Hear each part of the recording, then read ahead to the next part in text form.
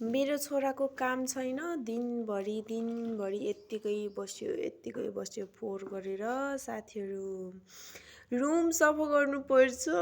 यसले फोहोर गरिरै राख्छ जहिले कति सफा गर्नु मैले साथीहरू हेर्नु न